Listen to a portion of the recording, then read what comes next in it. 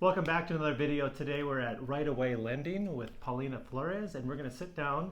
We're going to have a very brief conversation about interest rates, how to make them a little bit more exciting maybe, and some other common questions. But with that, let's just jump right into it and just give us just a very brief background on the company you work for, just a little bit of how you can help clients. Yeah, so I am a mortgage broker. What that means is I essentially have multiple lenders that can help you with financing. So I'm not the traditional one box fits all. We have a little bit of everything. Down payment assistance, ITIN loans, bank statement only loans.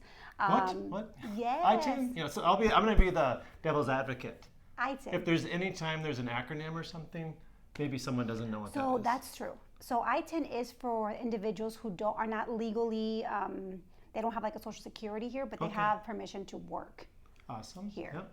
Okay, and they've come from a different country. So they instead of saying social security, they say ITIN.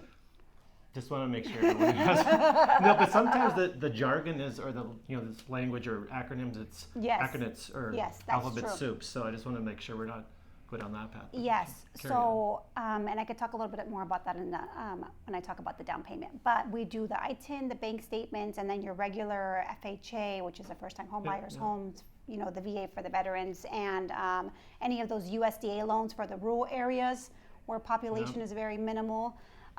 We also have the construction loans if people are going to build. So a little bit of everything. So essentially, if people don't qualify with their traditional lender, they normally come to us because we have our programs are a little more diverse. So is there any certain credit score? Because that's always a big one. So people need to worry about or think about. So it depends. We have lenders that take credit scores up to 500. We have lenders that take credit scores at 600, and we have some lenders that take credit scores at 640. Now, we can get you the loan. It's just the interest rate that's going to vary.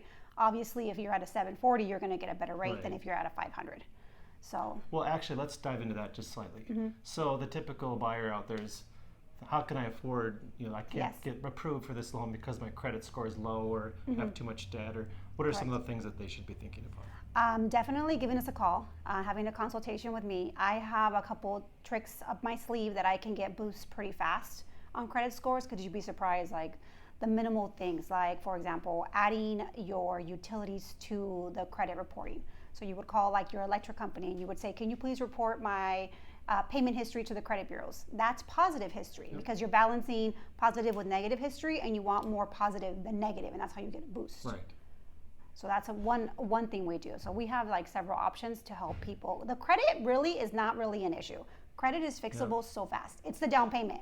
Well, and I think a lot of people get scared, so they just kind of stop in their tracks.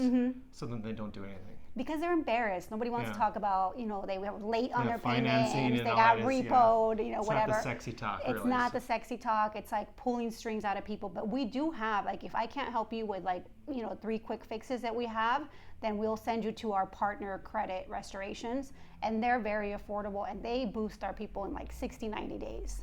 So credit is really not an issue for us. Well, and then a lot of it is just like anything, if you're a little proactive and you do some planning and maybe a couple steps that aren't really the most fun usually, but you'll see a lot of benefit if you take a couple steps. Yeah, the hardest step is talking about it, I think. Just asking for that help. But once we're there, it's good. Well, and do you get this a lot from clients that they'll come to you like, I didn't realize it was going to be this easy. All the time. If I would have known this a year ago, I would have bought last year. Yeah, I get that a lot. And then they're like, well, you really lost out because the market changed a lot. So, well, how do you feel, or what's your latest discussion or thoughts on interest rates? Because that's kind of the buzz right now. I think continues to be. I think we gotta just remove the focus on the interest rate. We hear it a lot in the industry, like date the interest rate, marry the house, because people are so focused on the interest rate. And honestly, you can refinance at little to no cost. Right. The interest rate is not the issue. The issue is work history. You have to be in your job. You have to have work history for 2 years, right? That we cannot change. Like I talked to a client yesterday. She only had 4 months of work history ever in her life. But what about the clients that are a little bit more on the entrepreneur side?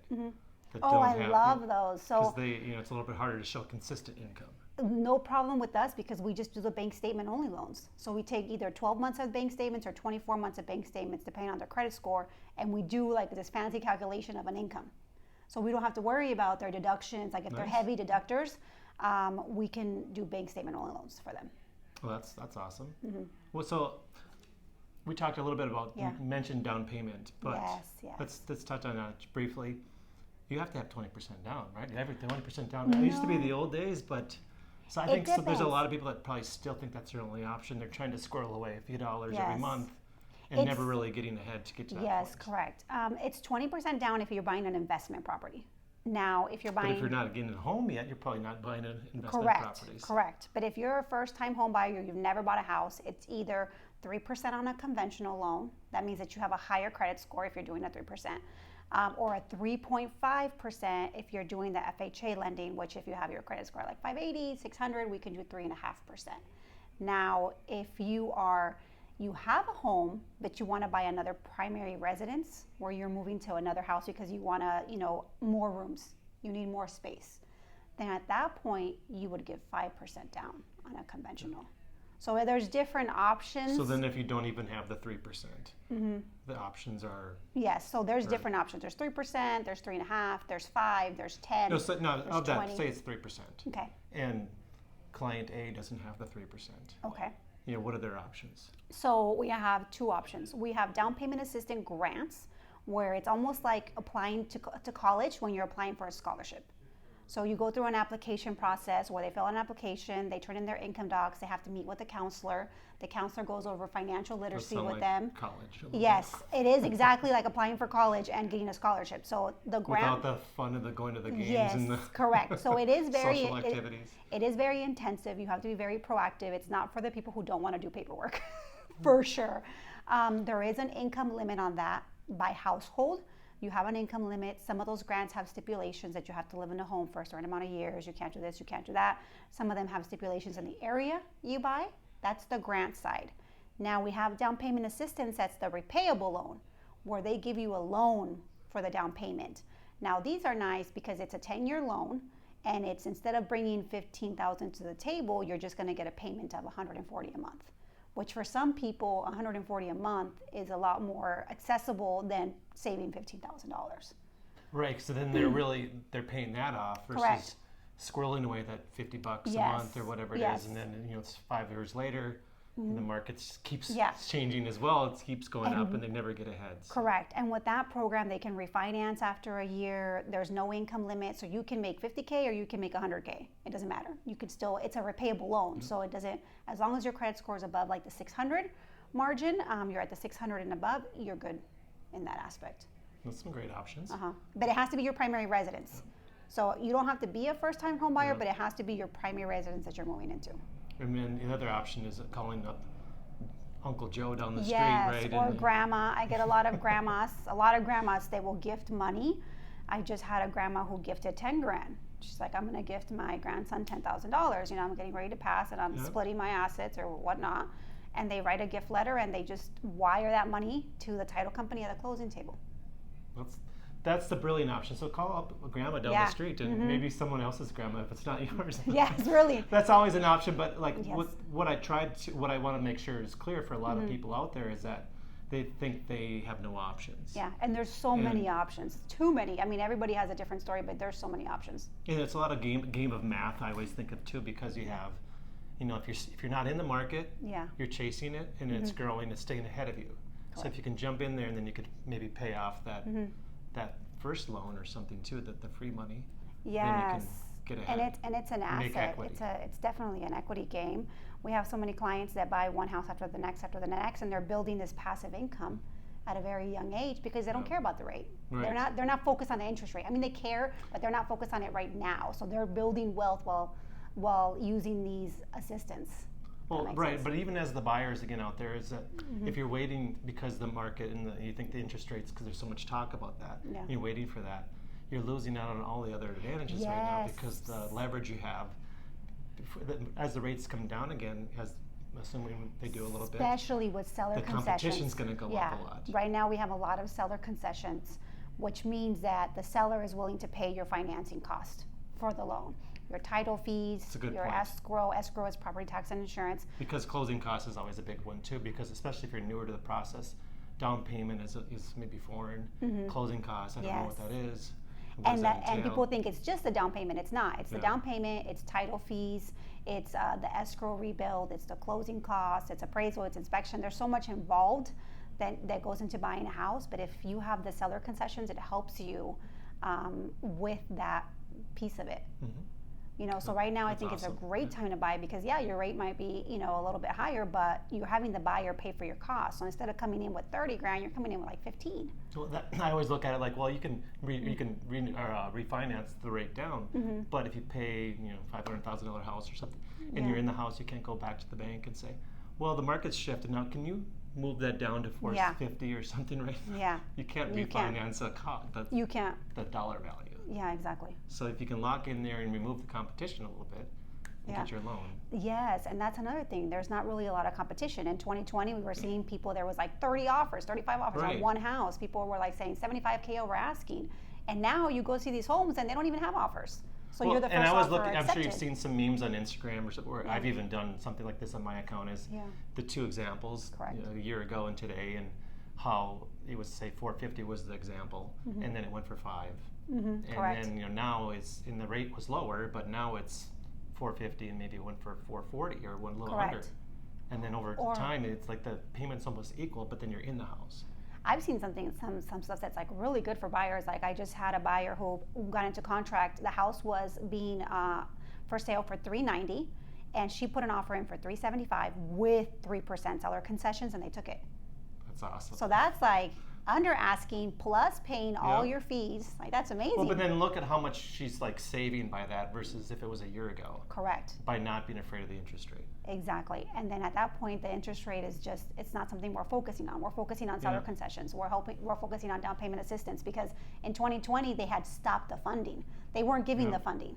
So right now we have seller concessions, we have down payment assistance, we have all this assistance to buy a house. So I honestly think it's easier to buy now than it was then. Because, well, the thing is, if the competition isn't there, you might actually, because I know a lot of people that were trying to buy last year before, and they gave up because they were losing every single house. And they were getting outbidded by cash investors who were just dropping $300K. Like, oh, how much?